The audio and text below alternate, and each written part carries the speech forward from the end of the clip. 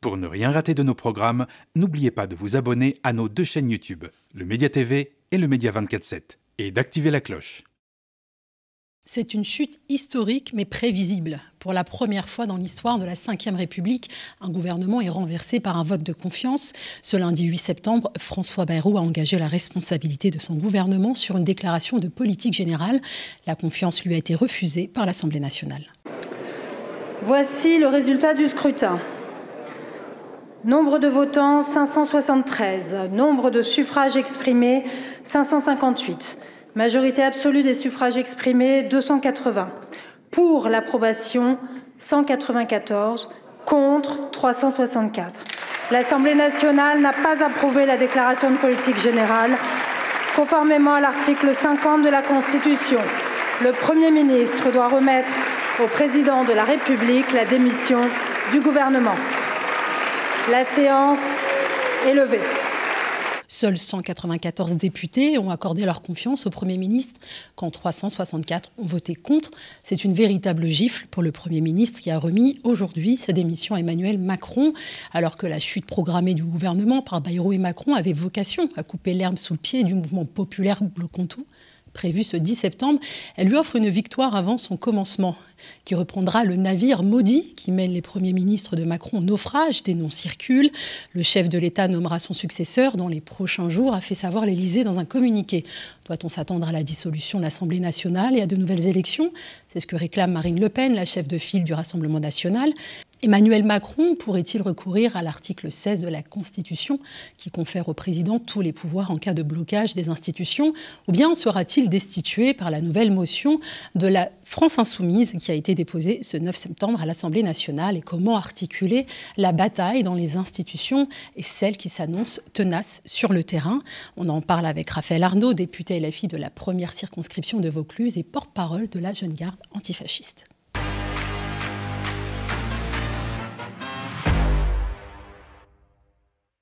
Bonjour Raphaël Arnaud. Bonjour. Merci d'avoir accepté notre invitation.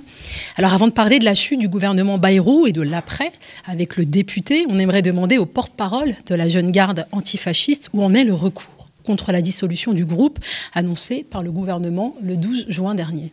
Oui, du coup, déjà merci pour l'invitation. Donc avec la Jeune Garde, on a porté recours devant le Conseil d'État. C'était pas une surprise, on l'avait annoncé.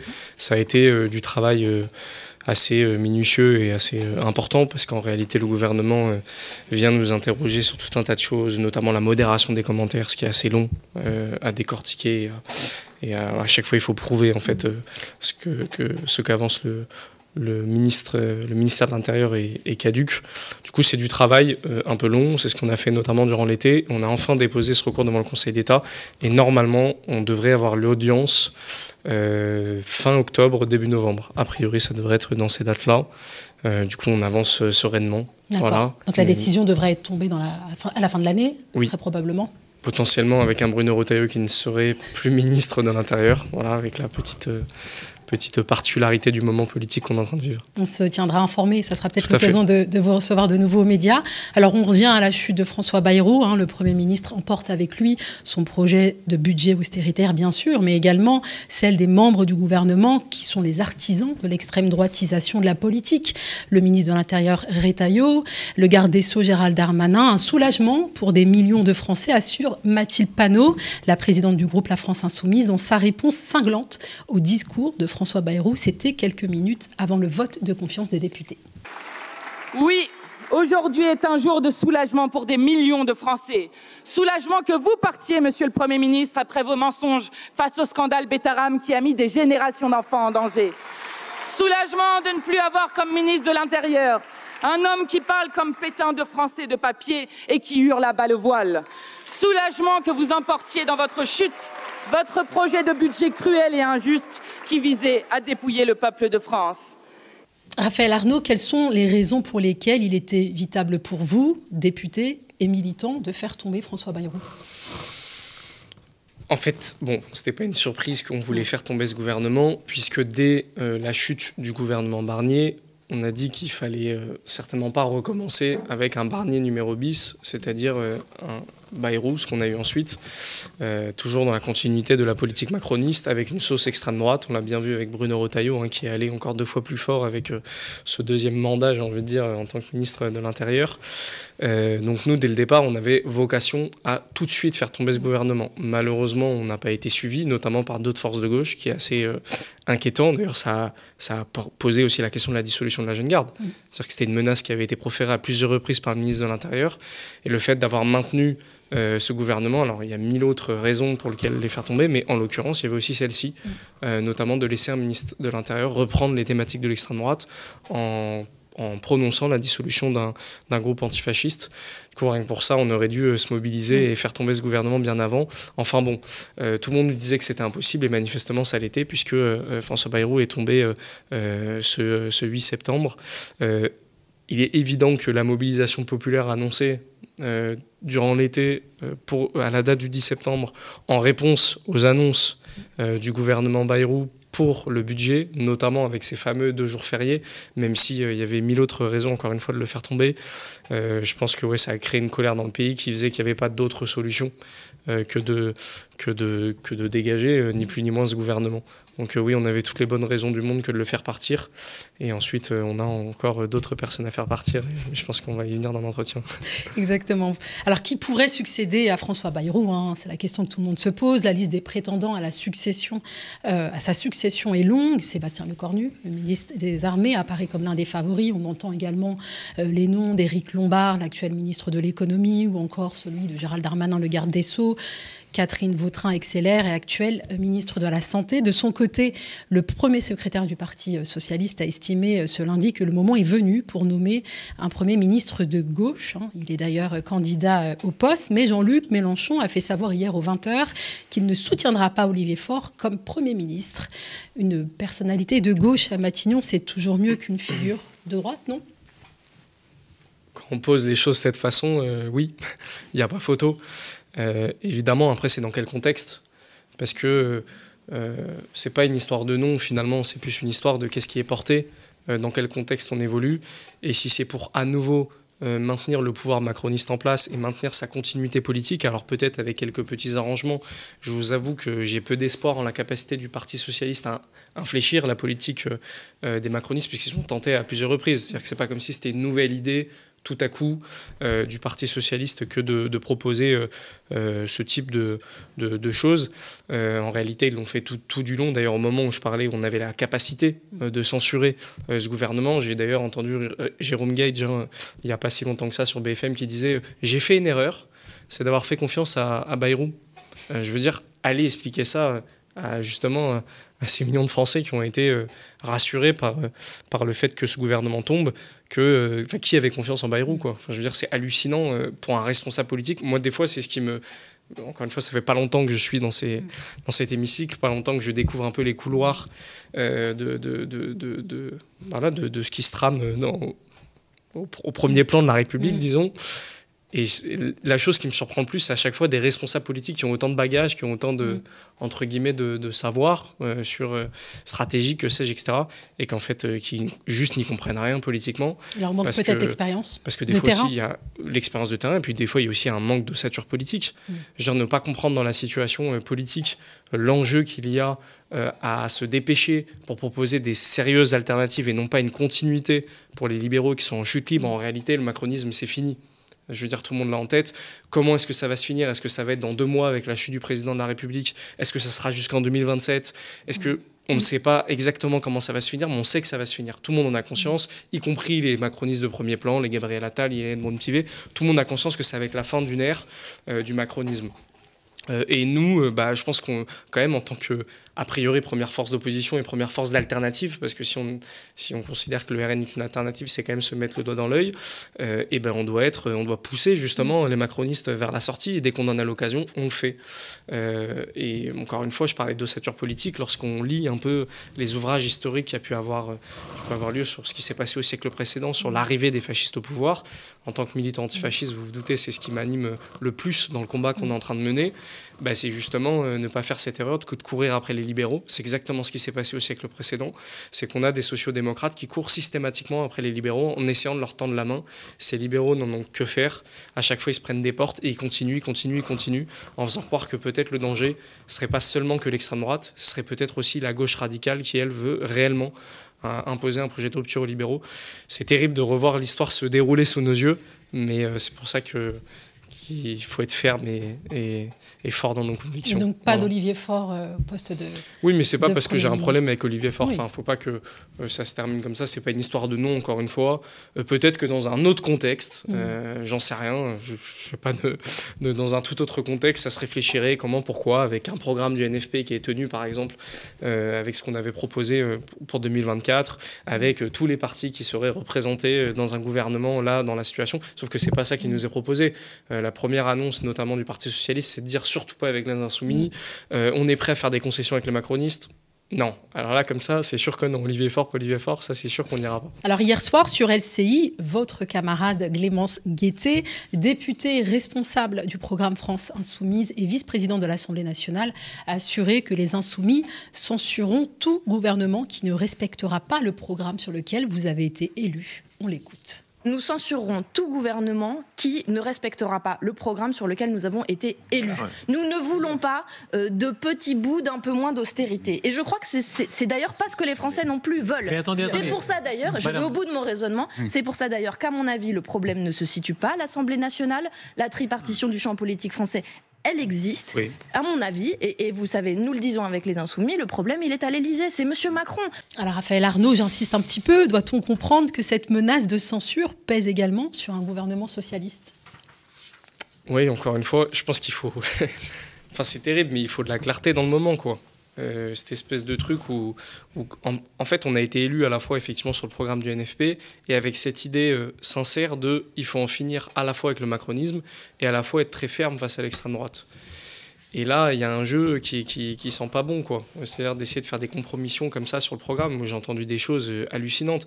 Ça peut paraître très symbolique au milieu d'une flopée de choses, d'ailleurs, qui ont volé par rapport au programme qu'on a proposé, sur lequel, effectivement, on s'est fait élire. C'est notamment le rétablissement de l'ISF, l'impôt sur la fortune. On sait que c'est quelque chose qui a été beaucoup mis en avant lors des Gilets jaunes. C'est quelque chose de très symbolique, mais qui parle à des millions de personnes, et à juste titre. Parce que, encore une fois, on en revient sur toute l'indécence de la situation où les pauvres payent beaucoup plus que les plus riches, etc., etc.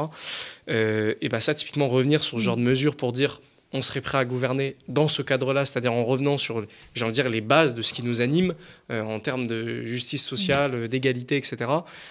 C'est juste pas possible, quoi. Ça serait une forme de trahison envers les électeurs qui vous ont élu. En tout cas, il y a un truc qui va pas. Quoi. Et puis, moi, ça me touche particulièrement parce que je viens d'une histoire politique. On est tout un tas de jeunes. Bon, je suis plus très jeune, j'ai 30 ans aujourd'hui, mais en tout cas de jeunes politiques à avoir délaissé le terrain électoral, à avoir délaissé la politique partisane, électoraliste, etc.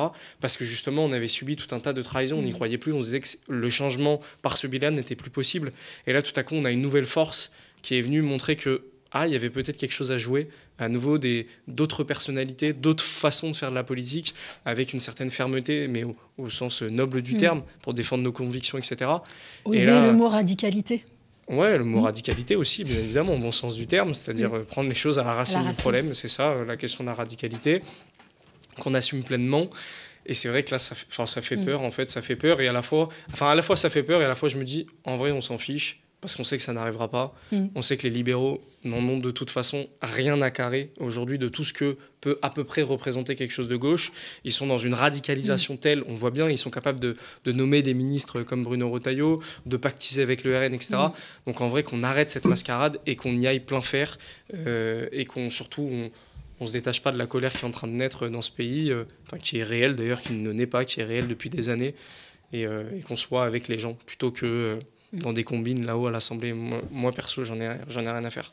Voilà. Alors le premier secrétaire du Parti socialiste ne semble pas prendre très au sérieux les menaces qui émanent de la France insoumise quant à la censure d'un gouvernement de gauche, et met au défi Jean-Luc Mélenchon de le faire dans le contexte difficile que nous connaissons. On l'écoute. Mais je mets au défi Jean-Luc Mélenchon de voter contre le taxe Zuckman. Je le mets au défi de voter contre la suspension de la réforme des retraites. Je le mets au défi de voter contre une augmentation du pouvoir d'achat pour les salariés qui ont en dessous de 1 120 €. Et vous le mettez au défi de vous censurer ? Mais bien sûr. Vous n'y croyez pas. Vous pensez qu'une fois sur place, il ne pourrait pas appeler ses troupes à vous censurer. Comment voulez-vous aujourd'hui que les électeurs insoumis comprennent que Jean-Luc Mélenchon appellerait à censurer un gouvernement de gauche dans un moment où les femmes et les hommes de gauche espèrent précisément que les choses puissent changer? Bien sûr que nous ne ferons pas exactement tout ce que nous avions prévu de faire. C'est une évidence. Il y aura une échéance pour ça, c'est les présidentielles en 2027. Mais dans l'attente, il faudra bien que quelque chose se passe, que les Français ne soient pas en train de se dire mais c'est la grande déprime, on ne peut rien faire, on ne peut pas avancer. Raphaël Arnaud, êtes-vous vraiment prêt à renoncer à ces quelques avancées qu'on vient d'entendre, qui valent mieux que rien, selon Marine Tondelier, la secrétaire nationale de ELV? Mais surtout, en fait, la problématique dans laquelle on est, c'est de se faire miroiter le fait que ce serait possible d'avoir un gouvernement de gauche actuellement. Enfin, je veux dire, moi je veux bien y croire, tout ce qu'on veut, etc. Ce n'est pas possible. Ou alors un gouvernement de gauche qui mènerait la continuité, du coup ce ne serait plus un gouvernement de gauche, qui mène, peu importe le nom encore une fois, qui mènerait la continuité de la politique macroniste. Enfin je veux dire, on sort quand même d'élections législatives, on arrive, certes pas à une majorité absolue, mais quand même majoritaire. La France Insoumise d'ailleurs, à ce moment-là, tout le monde s'en souvient, fait des concessions énormes. Ça ne sera pas Mélenchon. Mélenchon dit ok, je n'irai pas, j'accède pour l'unité, au nom du programme qu'on a porté, etc. Ensuite ça ne sera pas un non insoumis. Toute la France insoumise, y compris Jean-Luc Mélenchon, dit ok, on accepte, ce ne sera pas un non insoumis qui dirigera ce gouvernement. Donc je veux dire, tous les efforts ont été faits, toutes les concessions ont déjà été faites dans un sens. Et bien même là, Macron a décidé de nier ce résultat des urnes, a décidé de nier ce potentiel gouvernement de gauche. Donc y croire là maintenant, ce serait complètement dingue. Et derrière... moi je reprends un peu les termes de Olivier Faure qui dit « je mets au défi », mais en fait il n'y a pas de défi. C'est-à-dire que tout le monde sait ce que fait la France insoumise. C'est peut-être ça le plus grand tort des autres forces de gauche, c'est que, à l'inverse, pour d'autres forces de gauche, les gens ne comprennent rien à ce qu'ils sont en train de faire. Nous, tout le monde comprend ce qu'on est en train de faire. Si les gens n'appliquent pas la politique du NFP, ou en tout cas dans les grandes lignes la politique du NFP, alors oui, logiquement, la France insoumise sera contre ce gouvernement si elle va dans la continuité du gouvernement macroniste. Donc en cela, il n'y a ni menace, ni défi, ni que sais-je. C'est juste on va appliquer ce que les gens attendent de notre action. Comme annoncé depuis plusieurs semaines, la France insoumise a déposé aujourd'hui une motion de destitution contre le président de la République. C'est le seul moyen, selon votre mouvement, de débloquer la situation du pays. Alors ce n'est pas la première fois que vous dégainez l'article 68 de la Constitution. Est-ce que vous y croyez vraiment, Raphaël Arnaud? Parce que vous auriez besoin des voix du RN qui, lui, réclament la dissolution de l'Assemblée nationale et de nouvelles élections pour gagner des sièges. Alors non, c'est pas le seul moyen. Et j'insiste là-dessus, notamment par mon histoire militante, mais aussi parce que la France Insoumise porte aussi ce projet-là. C'est que c'est pas le seul moyen. Parce que tout simplement, c'est pas seulement une élection ou un président ou que sais-je qui va changer les choses. C'est aussi par la mobilisation des gens, y compris le 10 septembre. Je pense que c'est un sujet qu'on va aborder. Mais oui, effectivement, je pense que nous, en tant que parlementaires, vu qu'on a un pied dans ces institutions, vu qu'on y participe, à quel point Macron est de fait le principal bloquant, en réalité, de tout ce qui se passe, en niant le résultat des urnes, en tentant je ne sais quelle combine, etc., en reculant sur rien, en brutalisant encore une nouvelle fois ces mêmes institutions qui sont censées un peu les aider, normalement. Là, on est dans une situation où ça y est, on est bloqué. On a fait le tour un petit peu là de potentialité, de gouvernement de gauche, etc., etc. On sent bien que ça tient pas, quoi. Ça tient pas, le négociateur à l'Assemblée pour les macronistes, Marine Le Pen qui nous parle d'une nouvelle dissolution. Mais pourquoi? Pour au final se retrouver dans la même situation, c'est-à-dire d'un président de la République qui nie le résultat des urnes à nouveau, ou alors que si l'extrême droite l'emporte, là on acceptera le résultat des urnes. Enfin, c'est pas tenable, quoi, comme situation. Et donc, effectivement, dégager Emmanuel Macron, c'est une étape. Parce que derrière, il faudra emporter une présidentielle, il faudrait qu'il y ait des mouvements populaires massifs, etc. Tout un tas de choses à faire ensuite. Mais en tout cas, c'est une étape sérieuse pour espérer le déblocage du pays et ce chaos orchestré là, par Emmanuel Macron et les macronistes. Et le mouvement populaire, la Bloquons tout, prévu ce 10 septembre, il y a également cette grande mobilisation prévue le 18, pourrait vous aider à destituer Macron? Et si oui, comment? C'est pas nous aider, nous, en tout cas la France Insoumise, mais j'ai envie de dire aider... En mettant la pression. L'aspiration du pays à sortir du blocage, en tout cas du pays, ça c'est certain. Le mouvement du 10 septembre, en réalité, plus que nous d'ailleurs, députés à l'Assemblée nationale, on a voté, c'était très symbolique et il fallait le faire. Et si, on a une autre part du travail parce qu'on maintient la pression depuis maintenant des mois, on demande la censure de ce gouvernement depuis des mois, donc évidemment qu'on a une autre rôle à jouer, mais l'annonce de la date du 10 septembre, et d'ailleurs Bayrou le dit dans une de ses interviews, il dit qu'en gros il n'avait pas envie de se coltiner ce mouvement social. Donc c'est bien que ça a pesé, c'est bien qu'encore une fois, les mobilisations populaires, les mobilisations sociales en tout genre ont du poids sur ce qui est en train de se passer. Et moi je suis partisan de dire, c'est ce que j'ai toujours défendu politiquement, ça fait partie de mon histoire militante et ce que je défendrai toujours politiquement, c'est l'idée que la politique et la démocratie ne deviennent saines que lorsqu'il y a des mobilisations et que les gens s'approprient l'objet politique et pas seulement attendre que ça soit seulement dans les institutions qui lui seraient dédiées de façon plus ou moins légitime et de façon plus ou moins brutale. Non, certainement pas. C'est quand les gens s'approprient l'objet politique, prennent part au projet social, citoyen dans lequel ils se trouvent et le 10 septembre s'inscrit d'une certaine manière là-dedans. Donc oui, évidemment qu'on va participer à ce 10 septembre et évidemment que ça aura du poids sur la suite. Et plus les gens participeront, plus Macron sera dehors, évidemment. Oui, alors avant de poursuivre sur ce mouvement citoyen de grande ampleur qui a promis de tout bloquer demain, mercredi 10 septembre, j'ai encore une dernière question sur la dissolution, qui est quand même un des scénarios les plus plausible. Enfin, Macron nous a déjà fait le coup l'année dernière, donc on s'y attend. Alors, en cas de dissolution, l'espoir d'une nouvelle coalition au sein de la gauche semble compromis. Olivier Faure a fait savoir qu'il n'y aurait plus jamais d'accord programmatique avec la France insoumise, ce qui risque de renforcer le Rassemblement national. Il me semble que c'est ce qui avait été dit à la fin de la NUPES. Peut-être que je me trompe.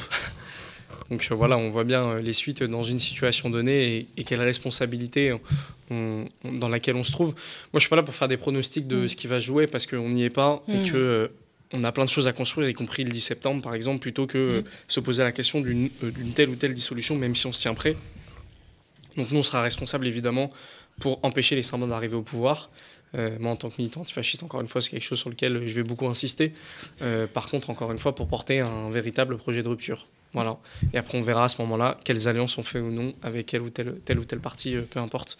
Mais le plus important, c'est l'union qu'on est en train de créer de partout. Et j'en fais partie en réalité. Moi, je ne suis pas un militant de la France Insoumise à la base. J'étais encore moins un élu de la France Insoumise à la base. Je suis un militant de terrain qui ont son aventure. Je croise des gens à l'Assemblée. J'ai des collègues qui viennent du milieu associatif dans les quartiers populaires, qui sont ouvriers agricoles, ouvrières agricoles, peu importe. C'est la force de ce mouvement. C'est justement, on est déjà une union en tant que mouvement, j'ai envie de dire. Vous l'avez rappelé, effectivement, Raphaël Arnaud, on a beaucoup spéculé sur des scénarios possible, mais il y a au moins une certitude dans ce mouvement citoyen qui a promis donc de bloquer la France demain, mercredi 10 septembre, en partie des réseaux sociaux. Le mouvement Bloquons tout est soutenu par votre parti, la France Insoumise, et les syndicats qui annoncent également une vaste journée de mobilisation bien distincte de la journée de demain. Celle-là est prévue le 18 septembre prochain. On écoute Sophie Binet, secrétaire générale de la CGT.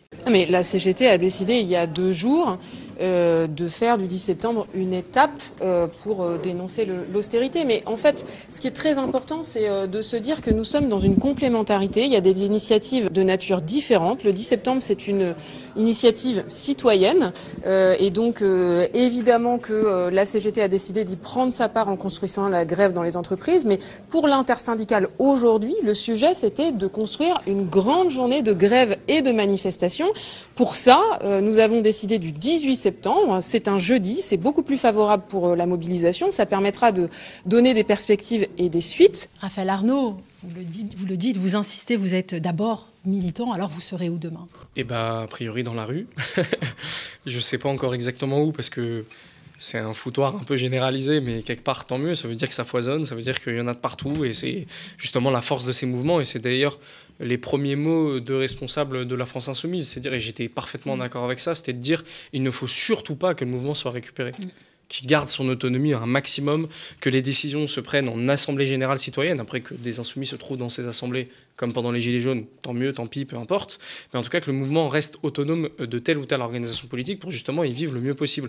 Il y a peut-être des actions avec lesquelles je ne serais pas d'accord, d'autres que je trouverais stratégiques, d'autres plutôt que oui, plutôt que non, peu importe. Croiser des militants d'extrême droite au sein de ce mouvement, ouais. Comment vous le vivriez ?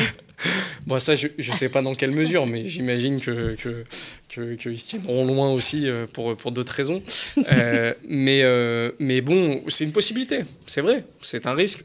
a priori moins fort aujourd'hui, parce qu'on voit bien, voilà, l'extrême droite, on sait l'intérêt qu'ils ont à squatter ces mouvements, c'est ou pour attaquer frontalement les mouvements sociaux, comme ça s'est vu d'ailleurs dans les Gilets jaunes, ils ont attaqué à plusieurs reprises des cortèges, etc., très violemment, très durement, il y avait des images évidemment qui ont été beaucoup partagées, et que nous à l'époque on a combattu très concrètement sur le terrain, en les dégageant à force d'attaques successives de leur part, et d'autre part il y a une volonté de détourner les mots d'ordre.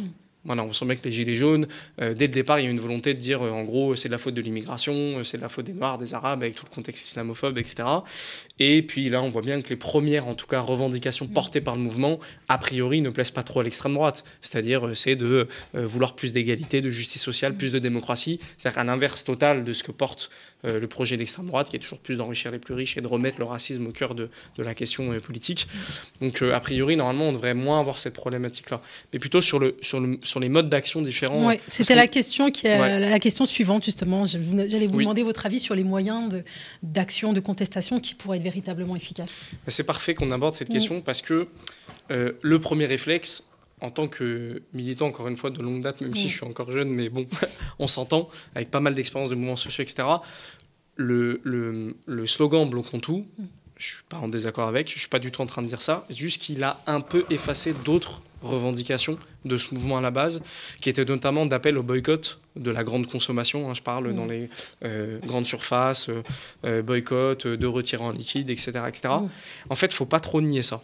Il ne faut pas trop nier ça parce que très rapidement, on se rend compte que lorsqu'on a des slogans bloquons tout, etc., qui sont très bénéfiques, je pense pour la suite du mouvement, pour ce qui va se passer, etc. Une direction. Il faut passer par là, mais surtout prendre en compte que ça risque de réunir généralement les mêmes personnes un peu habituées, même si on voit bien que ce mouvement est plus large qu'habituellement, mais on va vite se retrouver dans des vases un peu clos au bout d'un moment si on reste seulement sur ce type de revendication. En réalité, moi, il y a tout un tas de personnes que j'ai rencontrées sur des marchés lorsqu'on discutait du 10 septembre qui étaient hyper fiers, qui n'ont probablement jamais participé à des mobilisations sociales, qui étaient hyper fiers de me dire mercredi 10 septembre, c'est promis, je n'irai pas consommer.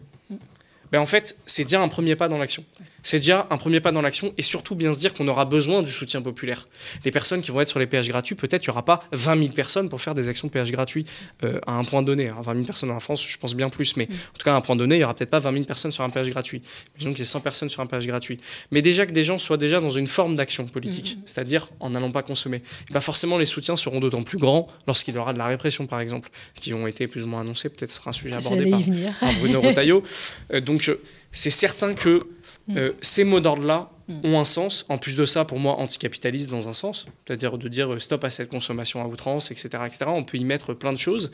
On pourrait trouver ça trop passéiste, etc. Mais non, ça a énormément de sens. Donc je pense que bloquons tout, oui, il faut maintenir à fond ce mot d'ordre. Je suis pour ce mot d'ordre, mais en tout cas, pas nier toute la partie peut-être qui peut paraître plus passive, mais qui aura énormément de sens pour la suite du mouvement, c'est-à-dire la participation à toutes les échelles, y compris par les gens qui, pour l'instant, ne sont pas prêts à aller dans la rue, et on comprend aussi, des fois, face aux menaces de répression. Effectivement, 80 000 gendarmes mobilisés, aucune violence ne sera tolérée, prévient Bruno Retailleau, le ministre de l'Intérieur.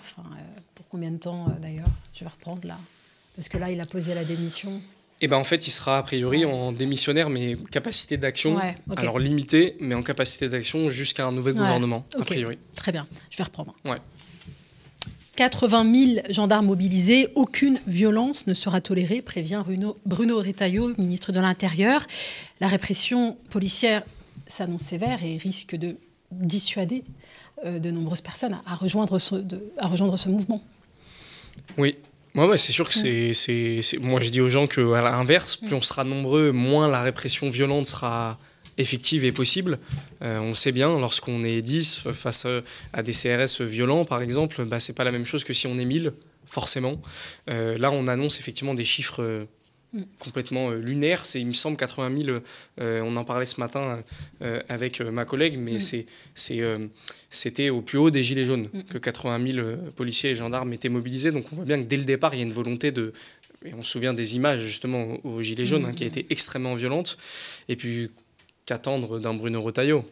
Je veux dire, c'était une évidence quand on voit la brute épaisse que c'est, même à travers des images très symboliques. Moi, je me souviens de cette photo où il est avec un chien, là, à moitié en rage, hyper fier.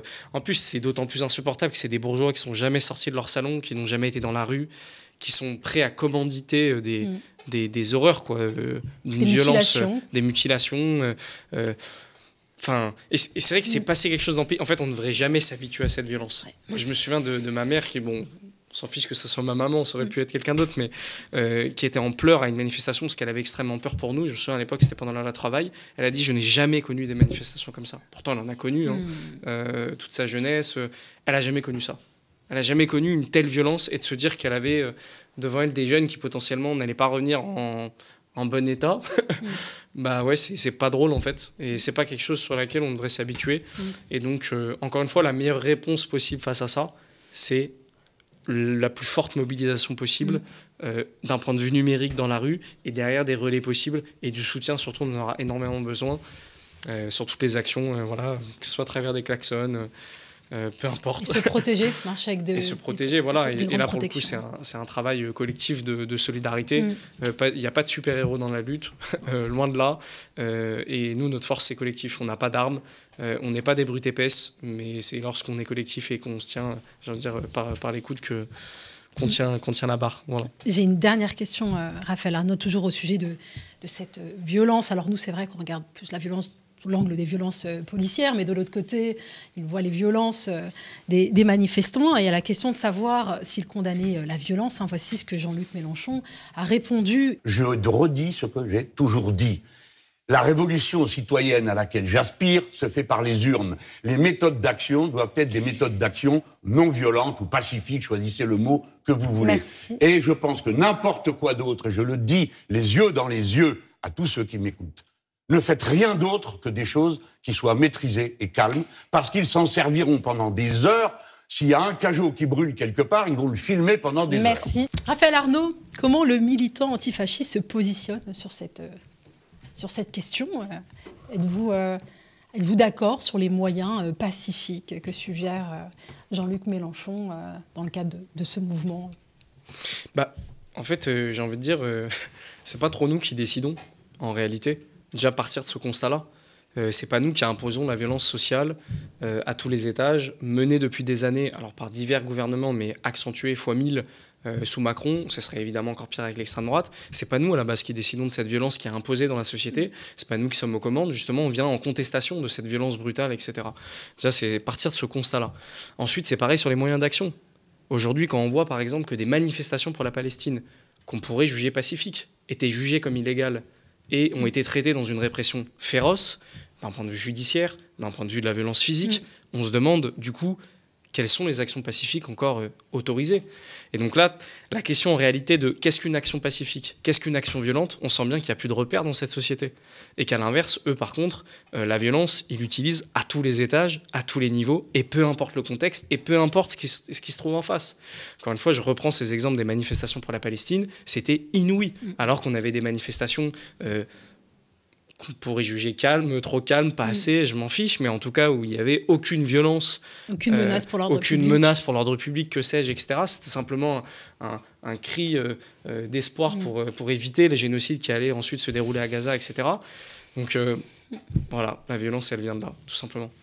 Merci beaucoup, Raphaël Arnaud, d'avoir répondu avec beaucoup de franchise à nos questions. Je rappelle que vous êtes député La France Insoumise de la première circonscription de Vaucluse et porte-parole de la Jeune Garde antifasciste. Et merci à vous de nous suivre sur la chaîne YouTube du Média, sur notre site internet ou encore sur le canal 165 de la Freebox. On rappelle que le Média, votre média, ne vit que des abonnements et des dons de celles et ceux qui l'aiment. Si vous pouvez aller sur lemediatv.fr/soutien et donnez-vous de la force. Restez connectés aux médias.